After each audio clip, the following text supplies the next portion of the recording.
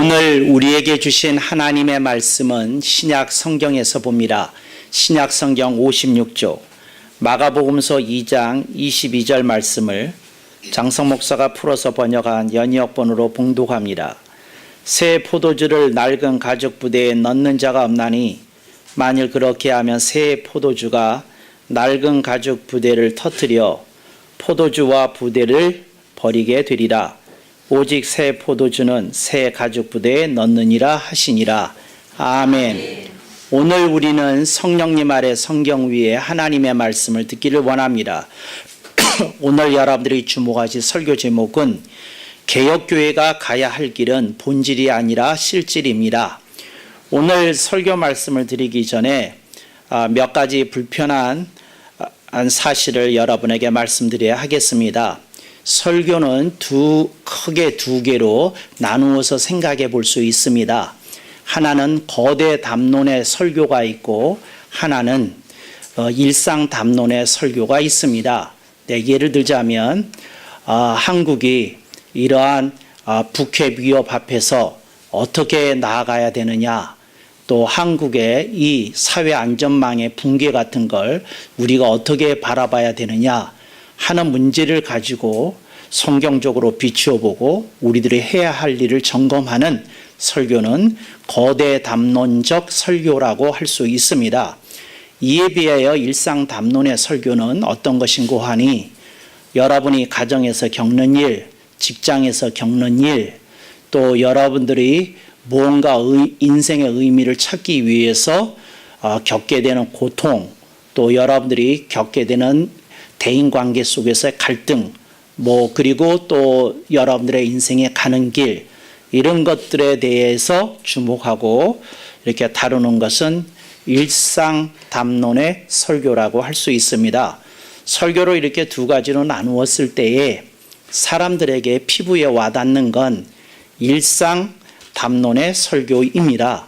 그렇지만 그것이 너무도 중요한 이벤트이고 어떤 모멘트가 되면 불가피하게 거대 담론의 설교를 할 수밖에 없다는 거 이해해 주실 수 있기를 바랍니다. 그래서 어떤 이들은 거대 담론의 설교에서 전혀 은진을 받지 못합니다. 은혜를 느끼지도 못하고 그렇다고 무슨 뚜렷한 진리를 받들지도 못합니다. 그러하지만 교회가 예언자적 사명을 감당하기 위해서는 거대 담론의 설교를 결코 포기할 수 없다는 것 또한 여러분이 주지하시리라 믿습니다. 오늘 설교 제목 속에 개혁교회라는 말이 나옵니다. 근데 개혁교회라는 용어는 이렇게 됩니다. 유럽에서 출발한 그 요한 칼빈에 의해서 종교개혁으로 인해서 생긴 교파가 있습니다. 그것이 그 개혁교회입니다. 그런데 이 개혁교회가 왜 개혁교회라는 명칭을 갖게 되었는고 하니 종교개혁의 정신을 가장 바르게 잘 이렇게 전승하고 계승하는 교회라는 자부심이 이 명칭 속에 묻어나고 있습니다.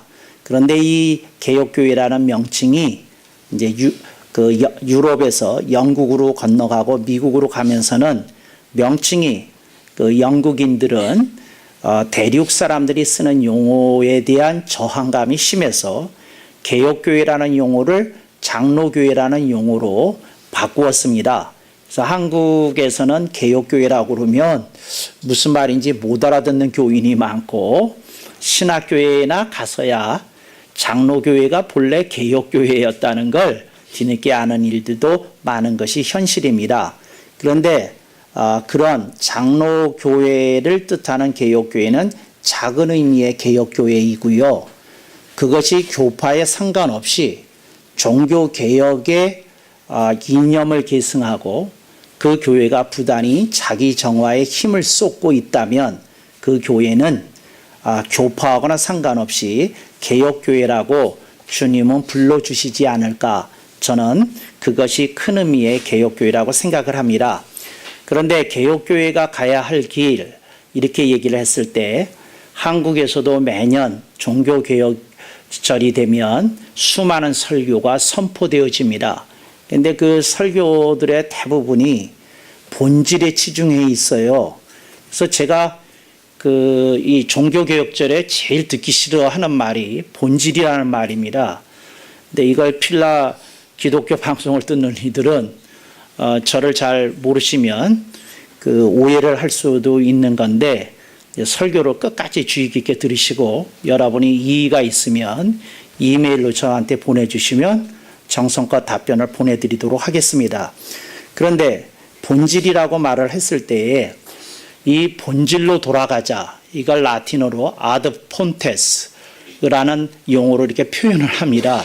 그래서 본질로 돌아가자, 본질로 돌아가자 이렇게 수없이 얘기를 하면서 그 종교개혁 얘기를 하면 수많은 목회자들이 이렇게 설교를 합니다. 우리는 복음으로 돌아가야 됩니다. 우리는 본질로 돌아가야 됩니다. 우리는 예수님께로 돌아가야 됩니다. 우리는 종교개혁 당시에 그 정신으로 돌아가야 됩니다. 이렇게 설교를 합니다. 근데 저는 그런 설교가 심히 못마땅하고 듣기조차 싫습니다. 네, 이런 이유가 있는데 이런 걸 뭐라고 부르는고 하니 환원주의라고 부릅니다. 그 환원주의는 뭐냐면 본질로 돌아가자 끊임없이 얘기하는 겁니다. 그러니까 원래도 그 초심으로 돌아가자 그 얘기입니다. 그래서 끊임없이 그 얘기를 하는 거거든요. 그런데 그 여러분들이 이 초심으로 돌아가자, 본질로 돌아가자, 이게 사실은 허구요, 거짓입니다. 왜 거짓인지를 알려드릴게요. 어떤 사람이 그 포항제철에서 30년을 근무하고 명장의 타이틀을 얻었습니다. 명장의 타이틀을 얻었어요. 그러면 이 사람이 초심으로 돌아가면 되겠습니까? 30년의 내공이 붙어 있는 명장의 정신으로 이 사람이 포항제철에 포철에다가 기여를 해야지 초심으로 돌아가서 어쩌자는 겁니까? 그러니까 초심이라는 건 그 포항제철에 첫 그 입사했을 때의 정신이거든요. 실수를 두려워하지 말자. 100번 실패를 하더라도 계속해서 해보자. 이런 정신이면 되겠어요? 30년의 경력을 가진 명장이라면 이렇게 얘기해야 됩니다. 나에게 더 이상 실수라는 건 없다. 나에게 더 이상 오차라는 건 없다. 왜냐하면 그건 명장의 품격에 어울리지 않는 일이니까 나는 명장의 명예를 지키기 위해서라도, 나는 내 관록을 보여주기 위해서라도, 나는 내 내공을 자랑하기 위해서라도 나는 명장 정신을 가지고 살리라. 이래야 맞지 않습니까? 그런데 지금 한국교회는 끊임없이 초심 정신을 얘기합니다. 아니, 한국에 기독교가 들어온 지 100년이 되었는데, 100년이 훨씬 넘었는데 이제는 한국교회는 초심도 지날 때가 되었습니다. 이제는 한국교회가 명장 정신을 보여줄 때가 되었다고 저는 믿습니다. 이렇게 설교해야 되지 않습니까? 그런데 끊임없이 아드 폰테스, 이게 어디서 나온 말인지 난 몰라요. 근데 하여튼 듣기가 되게 싫은 말이에요. 그래서 저는 여러분한테 말합니다. 환원주의는 신기루의 투사입니다. 그러니까 이거 허상이에요. 있지도 않는 거예요. 이걸 보면서 계속 끝없이 얘기하는 거예요. 한국교회는 초심으로 돌아가면 안 됩니다. 역사에 걸맞는 명장의 모습을 보여줘야 되는 겁니다. 훌륭한 모습을 보여줘야 되는 겁니다. 사회를 선도하는 리더로서의 모습을 보여줘야 되는 거지. 처음 이렇게 시작한 어떤 처음 인관을 받은 심빙소이와 같은 정신으로 돌아가면 안 됩니다. 심빙소이가 눈은 초롱초롱하지요. 근데 아는 게 뭐 있습니까? 경험이 뭐 있습니까? 전투에 나가면 심빙소이들이 그 용기 때문에 가장 먼저 죽을 수 있습니다. 그러나 30년 관록의 그 부사관은 부대원들을 잘 살리게끔 지도할 겁니다. 제가 여러분한테 어떤 비유를 드리고 있는지 알겠죠? 그 얘기 이제 그만할 때 됐다는 겁니다. 툭 하면 100년 전에 일어났던 평양 그 대부흥으로 돌아가자고. 지금이 20세기도 아니고 21세기인데 지금 그 1900년대로 돌아가져서 도대체 뭘 하자는 겁니까? 그것 이미 다 지나간 얘기입니다. 지나간 얘기. 앞으로 미래를 향해서 나아가야 될 때라는 거 여러분들이 기억하실 수 있기를 바랍니다. 많은 이들이 이런 얘기를 합니다. 우리는요, 독립정신을 가져야 됩니다. 나는 이 말도 싫어합니다. 대한민국의 국권이 회복된 지가 몇 년인데 지금 독립정신을 얘기합니까? 지금 그런 거 얘기할 때가 아닙니다. 무슨 정신을 가져야 되는고 하니 선진정신을 가져야 됩니다. 대한민국이 무역 10대 강국의 위상에 걸맞는 문화 강국이 되어야 됩니다. 우리는 선진화의 고삐를 늦출 수 없습니다. 그래서 이제는 선진정신을 얘기할 때가 됐는데 다시 한 번 더 일제 외정 시대로 자꾸 돌아가자고 하는 이들이 그렇게 많습니다. 그 벗어날 때 됐습니다. 정말이에요. 저는 독립문을 헐고 싶습니다. 그런데 그 문틀을 헐자는 게 아니라 이름을 바꾸고 싶어요. 독립문이 아니라 선진문. 이제 이렇게 가꿀 때 됐잖아요. 여러분 기억하십니까? 본래 독립문은 영음문이었는데 그 중국에서 칙사가 오게 되면 그 은혜를 영접한다고 영접, 그 다음에 은혜, 그 대국에서 오는 은혜를 맞이한다고 세웠던 문이 영음문입니다. 이게 대한제국이 되면서 정신이 일어나서 그걸 헐고 그 자리에 독립문 세웠던 겁니다. 저는 이제 독립문 헐고 그 자리에 선진문 세울 때 됐다 이렇게 생각을 합니다. 제가 여러분한테 말합니다. 환원주의는 신기루입니다. 있지도 않은 얘기입니다.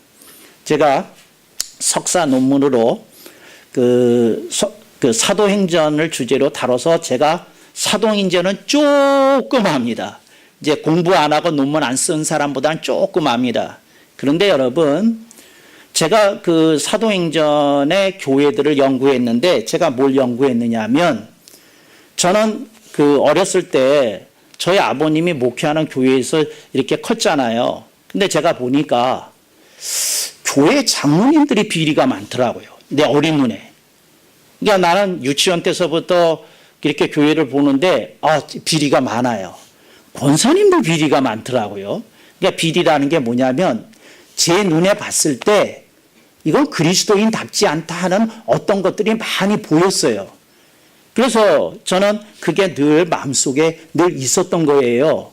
그래서 저는 어떻게 생각을 했느냐 하면 이게 교회의 현실일 거다. 사도행전에 나타난 그 예루살렘 교회라고 안디옥 교회라고 절대 비리가 없었을 것이다. 똑같은 사람들이 살았을 것이다. 그러니 나는 이 다음에 신학교 가면 이 비리를 파헤치는 연구를 해야 되겠다. 그리고 다른 각도에서 보기를 시작했어요. 그랬더니 예루살렘 교회가 엄청 갈등이 심했던 교회더라고요. 분열도 있었던 교회고 뭐 여러 가지 혼란 속에 있었던 교회고 그런 면이 있더라고요. 장점도 있었지만 장점도 엄청나게 있었지만 그런 것들이 있었더라고요. 그랬는데 여러분 예루살렘 교회로 돌아가서 어쩌자는 겁니까? 그 교회처럼 갈등과 분쟁이 있는 교회로 돌아가자는 얘기입니까? 이게 무슨 얘기입니까? 그렇지 않잖아요. 여러분들이 환원주의는 신기루다 이렇게 기억하실 수 있기를 바랍니다. 두 번째, 요즘 한국 교회는 한 4, 50년 됐어요. 툭하면 얘기할 때마다 무슨 얘기를 하느냐 하면 회개해야 됩니다. 회개해야 됩니다. 회개해야 됩니다. 회개해야 됩니다. 저 이 말도 듣기 싫어요. 이것도 방송 설교 듣다가 또 오해하는 분들도 있겠네. 저는 이 말도 듣기 싫어요. 그런데 그래서 오해할까봐 제가 말씀드리겠습니다. 회개가 중요합니다. 아주 중요합니다. 굉장히 중요합니다. 그러나 회개는 그렇게 대단한 게 아닙니다. 내가 한번 말씀드리겠어요. 어떤 사람이 음주운전을 했어요.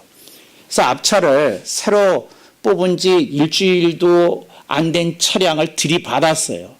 그래가지고 그 차에다가 무려 7천만 원의 피해를 입혔어요. 그래서 거기에 다친 사람 자동차 수리비로 5천만 원, 거기에 그 차에 타고 있는 사람 의료비 보상으로 2천만 원, 그래서 하여튼 7천만 원 정도가 들어갔어요. 제가 묻겠습니다.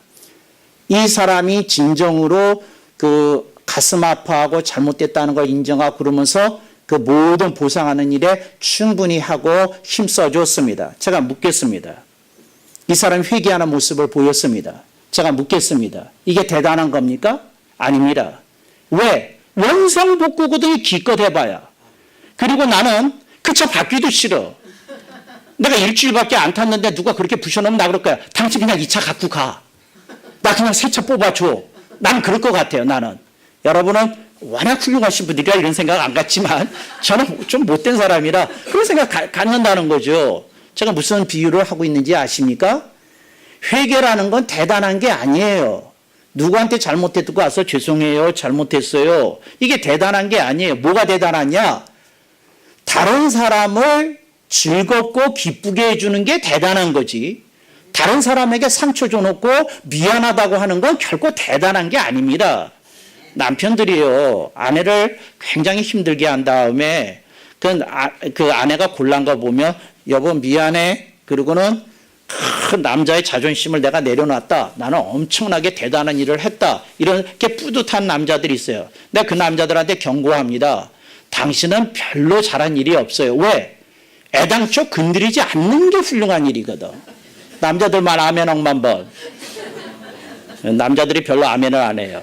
근데 그렇잖아요. 회개가 대단한 게 아니에요. 한국 교회는 모였다 그러면 무슨 미스바 대성에 뭐 어쩌고 저쩌고 사무엘상이 어떻고 뭐 어떻고 그래가지고 미스바에서 모여서 회개를 했던 거죠. 목노아 회개를 하고 뭐 어쩌고 이런 얘기하면 제일 듣기 싫어 난. 왜 듣기 싫었냐면 이제 회개 그만할 때 됐어요. 그 말은 회개하지 말자는 말이 아니야. 그 말이 아니라 이제는 열매를 풍성히 거둘 때라고 얘기를 해야지. 이제는 좀 제대로 보여줄 때가 됐다고 그 얘기를 해야지. 맨날 회개. 회개주의자들 때문에 나 아주 머리가 지근지근 아파요. 여러분 회개 그만할 때 됐어요. 여러분들은 풍성한 열매로 그리스도인의 빛과 소금의 직책을 감당할 때가 됐어요. 그래야 되잖아요. 근데 한국 교회는 아직도 회개주의에 아직도 매몰되어 있어요. 그래서 지금 교계 연합 집회가 있다 그러면 주제가 뭐겠어요? 회개입니다. 회개예요. 근데 나는 거기다 바꾸자고 그러고 싶어요. 풍성한 열매를 가지자고. 오살리에서 무슨 집회가 있는데 회개자를 넣자고 그래가지고 제가 빼자고 그랬어요. 이런 거 이제 그만하자고. 제가 총무할 때 뭐라 그랬냐면 풍성한 열매를 거두는 그리스도인이 되리라. 이렇게 해야지. 하나님 앞에 가슴을 찌며 회개합시다. 이게 원죄였어요. 나 그거 싫어했어요. 난 그런 거 싫어했어요. 그랬더니 저를 이해하는 분은 아무도 없고 그냥 늘 목회자들이 저를 그렇게 봤어요. 좀 삐딱한 시선을 가지고 있는 목회자. 그렇게 봤어요. 제가 삐딱합니까? 그렇지 않으면 이게 정상입니까? 하여튼 여러분들이 판단하세요. 다 모르겠어요. 하여튼 난 회개주의 싫어요. 회개는 중요합니다. 회개는 꼭 해야 됩니다. 그렇지만 회개를 넘어서야 되지 않겠습니까? 풍성한 열매를 거둬서 사회를 밝혀야 되지 않겠습니까? 멋지게 살아서 사회를 선도하는 세력이 돼야 되지 않겠습니까? 그 얘기를 하고 싶은 겁니다. 여러분들이 생각해 보실 수 있길 바랍니다. 세 번째, 제가 제일 꼴불견이라고 느껴지는 것 중에 하나가 선창주의예요. 선창주의가 뭐냐면 매를 맞아야 될 사람이 매를 맞아야 될 교회가 앞장서서 한국 교회가 이렇게 개혁해 나가야 된다는 세미나를 개최하고 본인이 그런 대상자인데 본인이 그런 행사에 나와서 주도하고 있다는 겁니다. 이게 무슨 말이냐면 이렇게 되는 거죠.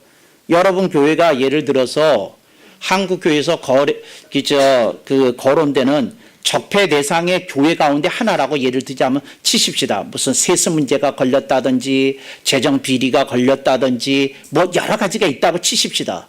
그런데 이런 교회들일수록 뭘 하느냐면 대형 연합 집회를 유치합니다. 그리고 거기에 모든 그 지원을 아끼지 않습니다. 그리고 또 그 교회의 목회자가 나와서 또 한 강좌를 또 맡습니다. 그 얘기를 합니다. 그러면서 이렇게 얘기합니다. 우리 교회부터 저부터 하나님 앞에 회개합니다. 그러고 울면서 기도합니다. 나 그 기도 듣기 싫어요. 그냥 기도하지 말고 그냥 고치는 거 보여줘요. 세습 안 하는 거 보여주고 재정정보 투명하게 공개하는 거 보여주고 개혁하는 거 보여주고 그러라 그 말이에요. 내 말은.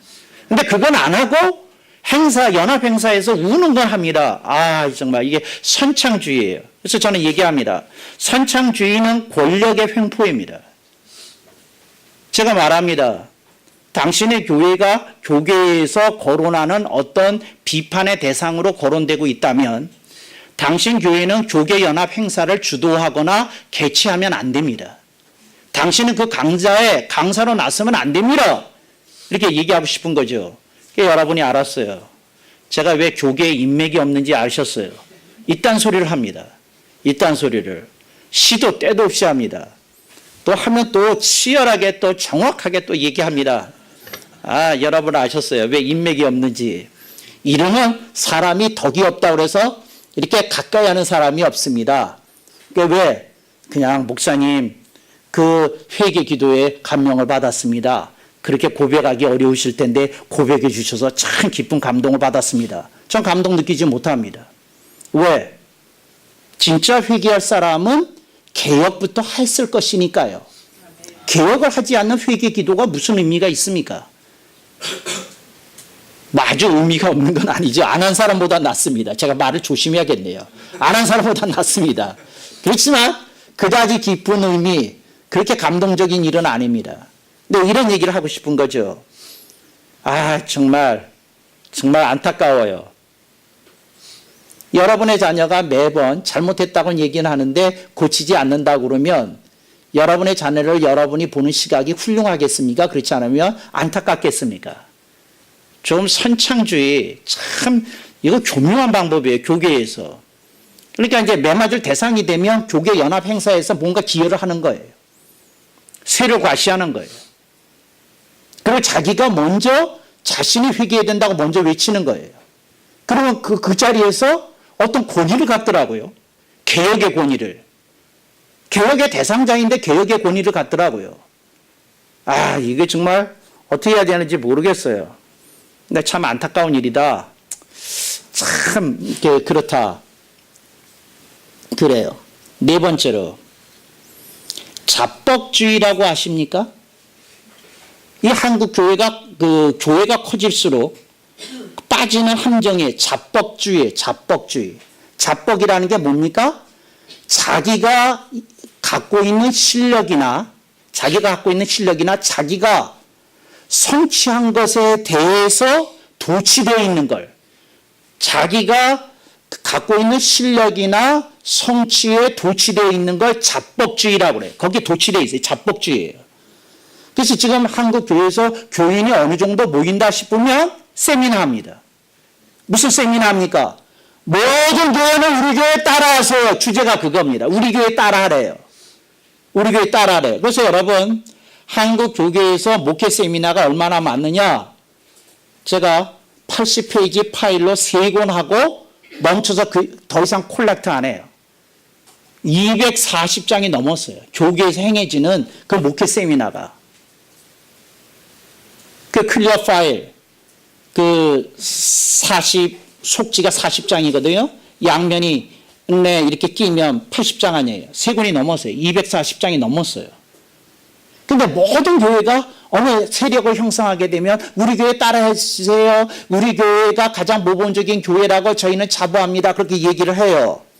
그런데 여기서 문제가 있어요. 그 교회가 건전한 목회 점검을 받았는지 의문스럽다는 거죠. 제가 봤을 때 상당수의 교회가, 과반수 이상의 교회가 점검 대상이에요. 수리를 요해요. 그런데 그 교회는 자뻑주의에 빠져서 한국 교계를 리드하고 가르치겠다고 덤비고 있다는 거죠. 이게 뭐냐? 자뻑주의는 건전한 시스템의 부재입니다. 본인들이 못 봐요. 도취되어 있어가지고 못 봐요. 제가 일일이 이름 거론 안 하겠습니다. 어느 교회가 있어요. 한국교회 리딩 처치입니다. 맞습니다. 그런데 그 교회에 건전한 시스템이 있다면 그런 비판을 흡수하고 개혁하는 일에 힘쓸까요? 그렇지 않으면 힘쓰지 않을까요? 흡수하는 것 자체가 결여되어 있어요. 왜? 자뻑에 걸려 있거든요. 우리 교회는 모든 면에서 훌륭하다는 자뻑에 빠져 있어요. 저를 강사로 초청해서 목회 점검을 해달라고 그러면 나는 한 20가지라도 지적할 게 있을 것 같아요. 중요한 대목에서. 근데 그런 생각이 없다는 거죠. 근데 거기에 교인이 5,000명이다, 10,000명이다, 50,000명이다, 100,000명이다. 이게 무슨 의미가 있습니까? 이게. 이 자뻑주의에 빠져 있는데. 교인들도 마취되어 있어가지고요. 자뻑주의에 빠져 있어요. 우리 교회는 훌륭해. 대한민국의 리딩 처치야. 우리가 한국 교계를 리드해. 이런 자부심이 있어요. 보면. 자부심이 있어요. 근데 한 번도 목회 점검을 객관적으로 받지도 못했을 뿐더러 그런 걸 수용할 태도가 안 돼 있다는 거죠. 그저 교계 신문만 조금만 읽어봐도 가슴이 섬떠돼가지고 우리가 이거 개혁에 대해서 힘쓰지 않으면 정말 교계에서 이렇게 낯을 들기가 힘들겠구나. 이렇게 느껴야 정상이거든요. 아니, 안 느껴요. 왜? 너보다 뻔뻔하게. 너무도 자명하게. 그의 자기들이 교회가 갖고 있는 실력과 성취를 권위적으로 한국 교회 앞에 제시하고 있거든요. 그리고 모든 사람이 거기에 홀려 있고. 정말 이걸 어떻게 하면 좋아요. 근데 한국 교회는 지금 이상한 현상이 있어요. 교인이 적을수록 교회가 건전합니다. 왜 안 웃는 거예요? 그대로 웃어야지. 그 좀 이상해. 내가 생각했을 때. 나는 그래서 요즘 보면요, 시각이 달라졌어요. 교회가 작다 그러면요, 마음이 흐뭇해요. 어떤 분이 교인이 몇 명이에요. 그 목사님이 머리를 극적거리면서 30명 겨우 모이고 있습니다. 나는 마음이 흐뭇해요. 건전한 교회다. 아직 그 영이 살아있다. 그런 생각이 들어요. 그런데 교인이 3,000명만 넘어간다고 싶으면 제가 이러는 거예요. 과연? 그럴까? 이런 의문부터 저는 생기는 거예요. 이게 병이에요, 병이에요. 그분이 저한테 하고 싶은 얘기 제가 듣지요. 너나 잘하세요. 그래요. 제가 잘해야 되겠다고 느낍니다. 저희 교회라고 어찌 건전한 비판의 대상에서 벗어날 수 있겠어요. 그런데 지금 이런 네 가지 주의, 환원주의, 회개주의, 선창주의, 자뻑주의, 이게 그 교회가 갈 길이 아니라는 거죠. 이게 갈 길이 아닙니다. 그러면 개혁교회가 가야 할 실질은 뭡니까? 뭐냐면 이제는 풍성한 열매를 성과로 내놓을 때가 됐습니다. 교인 숫자 말고 교회가 있기 때문에 사회 범죄율이 떨어졌다, 이 얘기 듣고 싶습니다. 교회가 있기 때문에 사회 안전망이 다시 구축되기 시작하고 있다, 이 얘기 듣고 싶은 겁니다. 근데 저는 교회가 늘어나고 있고 교인들이 늘어나고 있는데 사회 범죄율이 다운이 안 되면 저는 그거 인정하지 못합니다. 사회 범죄율 떨어져야 돼요. 이혼율 떨어져야 돼요. 결손 가정들 떨어져야 돼요. 이거 떨어져야 됩니다. 근데 아멘을 안 하시는 이유가 뭔지 모르겠어요. 이미 거기에 도취되셔가지고. 그러니까 떨어져야 됩니다. 범죄율 떨어져야 됩니다. 사회 안전망이 구축이 되어야 됩니다. 그리고 교회가 사회의 건전한 대안 세력으로 등장해야 됩니다. 교회가 외쳐야 됩니다. 교회가 제일 먼저 외쳐야 됩니다. 뭐라고 외쳐야 되느냐 하면 부자들에게 중세해라. 그러면 교회도 과세를 허락하겠다. 이 얘기를 왜 못하는 거예요? 한국은요, 부자들이 세금을 극도로 적게 냅니다. 극도로 적게 내요. 부자들이 적게 내요. 왜? 미국 시스템이기 때문에 그래요. 좀 유럽 모델을 좀 따라야 되는데 어느 정도는. 이게 안타까워. 우리 얘기해야 됩니다. 근데 교회도 지금 구조적인 문제를 안고 있어요. 왜? 교회에서도 지도부에 있는 분들은 다 잘 살거든. 지도부에 있는 분들은. 의식이 깨 없는 거예요. 이게 깨어나려면 어떻게 해야 돼요? 이 자뻑에서 벗어나야 돼요. 내가 뭔가 잘못하는 게 있을 거다. 내가 부족한 면이 있지 않겠느냐. 내가 고쳐야 될 게 뭐냐. 이렇게 생각이 들어가야 되는 거예요. 근데 이런 생각이 안 들어간다는 거죠. 어떻게 하면 좋냐. 그런 생각이 들어요. 저는 이런 생각을 해요. 모든 무덤 앞에 거울을 하나 비석 대신에 설치하는 운동을 하면 어떨까? 모든 사람이 무덤 보러 와서 그 사람 보지 말고 거울을 보라는 거죠. 당신의 얼굴을 좀 보세요. 당신의 인생도 언젠가 죽을 날이 있을 건데 당신이 어떻게 살았는지 보세요. 봐야 됩니다. 당신 봐야 됩니다. 근데 그거 보지 않고 그거 어떻게 이렇게 건전하게 일어날 수 있겠어요? 여러분들이 좀 깨어나야 됩니다. 일어나서 그 생각해야 됩니다. 근데 그거 쉽지 않다는 거죠. 근데 쉽지 않다고 포기해야 될 일일까요? 꼭 가야 됩니다. 가야 됩니다. 정말 대한민국이 깨달았으면 좋겠어요. 광복 정신이 아니라 뭐라고요? 선진 정신으로 옮겨가야 되는 겁니다. 회개주의가 아니라 열매주의로 옮겨가야 되는 겁니다. 옮겨가야 되는 겁니다. 선천주의가 아니라 청산주의로 가야 됩니다. 우리 교회에 있는 어떤 것들을 우리가 깨끗이 청산해야 되겠다. 그래야 됩니다. 작법주의가 아니라 정견주의로 가야 됩니다. 우리도 건전한 기준과 표준에 의해서 점검을 받자. 점검주의로 가야 됩니다. 이래야 됩니다. 환원주의로 갈 것이 아니라 향상과 진보주의로 가야 됩니다. 우리 교회도 뭔가 미래를 향해서 달려가 있지 왜 그 초심으로 돌아가겠냐. 명장주의. 환원주의 반대말을 저는 명장주의를 제시합니다. 명장주의로 가야 됩니다. 교회는 명장이 돼야 됩니다. 근데 우리나라에서 가장 많은 좌우명이나 가운이 뭐냐면 초심이라고 그래요. 정말 답답한 사람들이야. 여러분, 초심으로 가야 되겠어요? 명장심으로 가야 되겠어요? 내가 묻는 거예요, 정말. 초심으로 가야 되겠어요? 결혼 생활을 한 20년, 30년 했으면 명장심이 생겨서 이제는 딱 그 원수간 경지를 보여줘야지. 하루 종일 뽀뽀하던 그 실로 가야 되겠어? 구태요? 웃지도 않고. 좀 정신 차리고 그럴 대로 가야지. 이게 무슨 그 가당치 않은 일이에요. 우리도 저런 시절이 있었지. 그렇지만 지금은 우린 더 좋지 않아? 이렇게 돌아가 돼야지. 명장심으로. 그거 젊은이들 보면서 눈꽃이 하고 그렇게 있어. 당신도 한때 그랬구만. 벗어나야죠. 명장심으로 가야죠. 교회가 일어나고 이렇게 달라지고 그래야 되지 않겠어요? 저는 오늘 한마디로 이 네 가지를 제시하면서 저는 본질로 돌아가자는 말 싫어합니다. 뭐라고요? 실질을 채우자는 거예요. 실질로 채우자는 거예요. 실질로. 여러분 실질로 채워주세요. 그리고 여러분들의 모습 속에서 한국교회의 그 알참이 이렇게 좀 보여지게 해주세요. 알참이. 알이 꽉 찬 거 보여주세요. 이 알창이 속에 꽉 찬 거. 알참 속참이 보여주세요. 보여주세요. 어떤 분이 이제 신부님을 찾아갔대요. 그럼 고해성사를 하지 않습니까?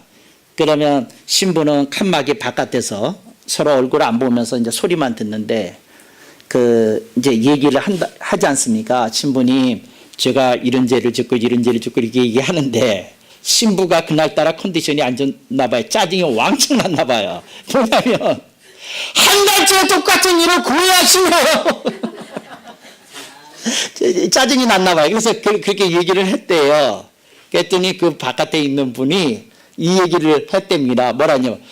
그래도 신부님 안 하는 놈보다 낫잖아요. 그랬대요. 근데 이제 신부가 글을 썼는데 뭐라고 썼느냐면 근데 할 말을 자기가 잃었대. 그 순간에 무슨 말을 해줘야 되는데 할 말을 잃었대요. 그 말이 맞으니까 안 하는 놈보다 낫잖아요. 그래서 할 말을 잊었대. 근데 제가 그 글을 보면서 무슨 생각을 했느냐면 나라면 그 사람이 그렇게 얘기했을 때 안 하는 것보다 낫잖아요.